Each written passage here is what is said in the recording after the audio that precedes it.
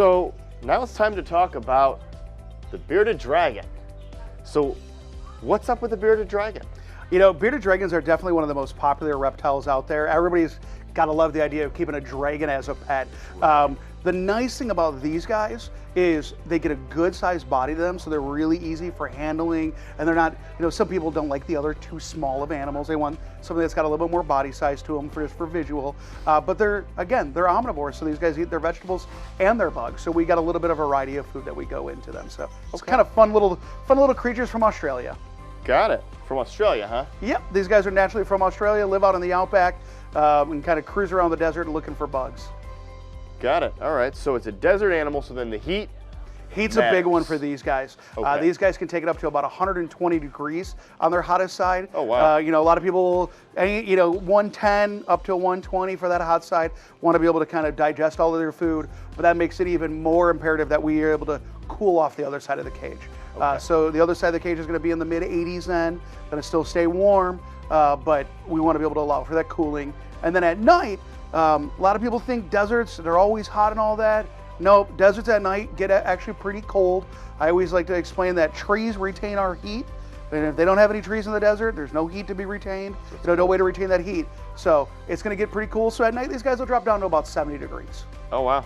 Okay, so then just turn all your heating stuff off. Turn your heating stuff off. Again, if it's getting a little bit too cold, you can add a red light or one of our other nighttime heating devices on there. But generally speaking, we're looking for that nice hot day and then that cool night for them. Got it. So then this is a 20 long, and this critter doesn't look too big compared to this. How big do these bearded dragons get? You're looking somewhere about 16 to 18 inches. So about the size of your arm. They're going to have a good size to them. Going to be a nice girthy body to be able to hold on to. So yeah, this is just going to be a starter cage for them. We're going to want to move them up into a larger cage. We've got up to 40 breeder style cages as well to be able to give them options, but you can definitely go bigger than that. These guys like to run and they'll climb up, into little trees and things like that. So allowing them to utilize all that space is a great way to do it. Okay, got it. So in this, this is a bearded dragon starter kit. So we have sand for the bottom? Sand for the bottom. Again, they live out in the desert, so we want to make sure we have that sand down in there. They're going to go to the bathroom inside in that sand. And then we've got our scooper here to clean that out. These guys eat a lot. It's hot outside in the desert, so you've got to make sure you keep them fed well. Their metabolism is going all the time. So what I usually do with them is crickets one day, veggies the next. And just kind of alternate that way. But they're going to eat a lot, and keep them going. Because they're going to go to the bathroom a lot, so you're going to be cleaning that cage a little bit more regularly. So they're going to be a little bit more maintenance that way than some of the other animals that we've talked about, but it's just because of their natural environment. And so how much are you feeding a baby bearded dragon? They're going to eat quite a bit, especially when they're young. They almost eat more than they do when they're an adult because they're growing out there in the heat. They got to get up to full size pretty quickly. So usually you're doing about a dozen to 2 dozen crickets every other day. Oh, wow. You want to make sure you keep them real nice and fed that way. Like we talked earlier, what they can eat in about 5 minutes. Now that's one of the reasons a lot of people don't like to go with too big of a cage too quick, because then they're just running the whole time to try to find their food and all that. And so that's one of the reasons for it. If you want to go to that bigger cage right away, just make sure they're finding their food. That's when some people will feed them outside of the cage, making sure that they're getting to their food right away. But definitely want to make sure that they're getting plenty of food. Got it. All right. So that means this is probably, unless I want to run to Petland for food every day, I should be keeping a quantity of crickets on hand. For me, this is a cage. This is an animal where it's a must-have to have a cricket keeper at your house to be able to keep those crickets at home. Otherwise, you would be in the store every day, every other day, buying a dozen or 2 crickets. No, you're going to expect to come into the store and probably buy 100 crickets at a time to be able to feed to them. So, again, keep the crickets inside of the cricket keeper. Make sure that we've got food for them. Maybe a bigger cricket keeper. We do have the bigger cricket keeper, especially when we go to the bigger crickets for them. Same idea, crickets that fit between their eyes, like we talked about with the frog. So this little guy here is probably using about a 1/2 inch cricket, but they'll go all the way up to that 1 inch cricket, kind of a thing. But keep the cricket container nice and clean, feed them the cricket food, and then dust your crickets with the calcium and the vitamins. We've got both of those inside of the kit. The calcium as well as the vitamin supplement inside of there. Use the little tubes in there, put them into a bag, and it works real nice and well that way. Got it. So you know, his body is maybe only like 3.5, 4 inches now, and then he's got a lot of tail. But you say he's going to get like 16 something inches. 16 to 18 inches. 12 of those inches is going to be the body. Okay. It's going to be a good sized body that way. And how quickly will he go from this to that? Usually about 1.5 years to full size. Oh, wow. Yep. So good, fast growth rate. Yeah, they're going to have a nice growth rate. Out there in the desert when it's so hot, you have nothing to do but keep burning calories. So they gotta eat a lot and get up to speed quickly. Got it. Okay. So nutritionally, you said vegetables and bugs? Vegetables and bugs. What are we doing for vegetables? So vegetables, we're going to do a mix of dark leafy greens. So those are going to be your best suggestions. So collard greens, mustard greens, and turnip greens are going to be the base of that diet there. You're just going to want to chop them up into small little pieces to allow them to eat that. You can put your vitamins on top of those as well. But then from there, I like to mix in some of the other veggies you're going to find around the grocery store. People can do a little shredded carrot, a little diced up cucumber, things like that, just to give a little bit of extra flavor to it. Nobody wants to eat the same salad all the time. Got it. Okay. Very interesting. And so alternate, so they just put the veggies in a dish? Yeah, the cage comes with a little dish to put the veggies inside of. That way you're going to keep it inside of there. The dish is about 3 inches around, just a nice little small serving of veggies inside of there. Okay. You'll start to learn with your dragon, you know, how much they're going to eat at a sitting. And then do you give them a dish of water, or how do you give them water? Great idea to keep a little small dish of water in there. There's a whole, you know, topics over how we are to hydrate bearded dragons, but one of the honest big problems that people have with bearded dragons is because they are keeping them so hot, they tend to get dehydrated a little bit. So keeping a small dish of water inside of there, just make sure that it stays nice and clean. Definitely keep the water dish away from the heat lights, otherwise it's just going to dry out all the time on you. Okay. So that's just going to be on your cool side, you know, for them. But definitely a good idea to keep a water dish in there with them. Okay. Got it. So then it's going to be really hot, and the dragon's going to grow quickly.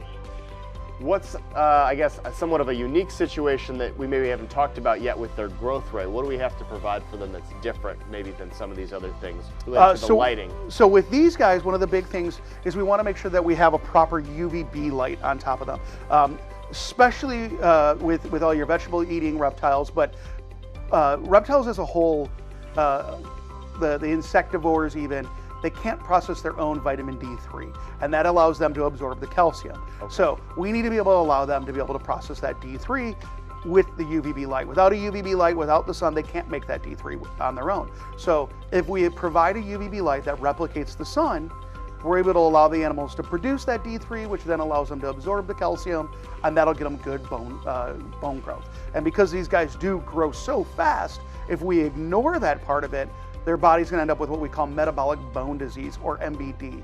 And they're going to end up with just basically rubbery bones, and it's going to lead to a shortened, painful life. So we want to make sure we have a quality UVB light that's appropriate for the size of the cage. There's a whole lot of variances that happen in there. Best to talk with one of the counselors to figure out what the right one is for your cage and your animal. But the easy answer is usually it's going to be at least a 10.0 bulb that's within about 7 to 8 inches of the animal. Make sure they've got a good spot. 7 to 8 inches. If the fixture's above, 7 to 8 inches, top half of the tank, basically. Yep. And that way we just then have a branch, some way for them to climb up there. You know, we can use that piece of spider wood again, let him rest up and get close to that light. You know, that kind of an option. Got it. And so how long? This isn't a heat bulb though. This is just providing the light, right? That's just providing the UV portion of it. Heat actually breaks down the UV that comes out of these bulbs. So we want to do those as 2 separate bulbs. So we can have the heat light and then the UVB bulb there to be able to give them that. And is this good till it burns out, or is there a lifespan of how it's producing the UV? So we build these to last for 1 year. Okay. After 1 year, half their life is gone. So they're just producing UV at about half of what they were before. So we'd want to replace those bulbs every year. Got it. So when you put the thing in, date the base of the bulb so you know when you put it in. It's a great way to do it. You can date the bulb that way, and then that way the customer knows when they're going to need to replace it. Got it. Okay, cool. So must have UV. Heat alone, not enough. Heat alone is not going to be enough. We need that UV to be able to properly absorb the calcium. Okay, and that's in our kit then. We also have a heat bulb in our kit. Yep. And is the heat and stuff from above, is that what we want for this Yeah, type of with creature? these guys, because they are out in the outback and they're going to climb up onto branches to be able to get closer to the sun and absorb all of it, we're just going to replicate that sun action. So we're going to have everything coming from above, have those branches go up. Again, we can use a nice piece, flat piece of wood, or that spider branch, things like that. However we want to decorate it to get them close enough to get the proper temperature and that UV output. Other options include things like the hammock, make it a little bit more fun to be able to have it, but we can give them a nice place to be able to sleep up closer to that sun. Got it. Okay. And then as these things grow, they're going to shed. These guys are going to shed their skin. They're fast growers, so they're going to shed fairly often. So you just want to make sure you keep an eye on that. They shed in pieces. A lot of the other animals shed all in one piece. Okay. These guys are going to shed in pieces a little bit more. So just keep an eye on it, make sure that it's all coming off. We don't want to help them shed. We don't want to pull too much and have it shed too quickly. Okay. But just make sure that they're shedding through. And if they end up with any problems where it's not shedding properly in parts of their body, we want to make sure that we draw attention to it and treat it accordingly. Got it. Okay.